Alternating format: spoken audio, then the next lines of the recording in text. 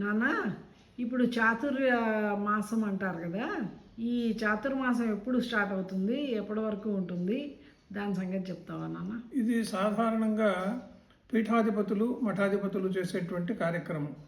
4 నెలలు, ఆషాఢ శుద్ధ ఏకాదశి మొదలుకొని ఆశ్వేజ శుద్ధ ఏకాదశి వరకు, ఆషాఢం, శ్రావణం, భాద్రపదం, ఆశ్వేజం 4 మాసాలు ఎక్కువగా వర్షాలకు ఉంటుంది కాబట్టి సంచారం చేసేటువంటి దానిని మానుకొని పీఠాధిపతులు ఒకే చోట ఉంటారు.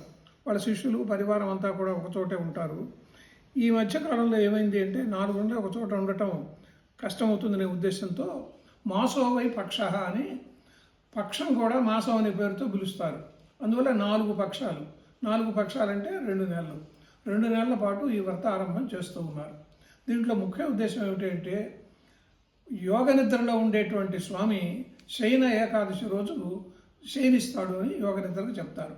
ఆయన 4 నెలల తర్వాత మళ్ళీ తిరిగి ఉత్థాన ఏకాదశి అని చెప్పి లేచి భగవంతుడు మనలందరినీ కూడా ఆశీర్వదిస్తూ ఉంటాడు. అందుకని దీనిని వ్రత దీక్షగా ఒక యతీశ్వరులు పాటించేటువంటిదిగా మనం భావిస్తూ ఉన్నాం.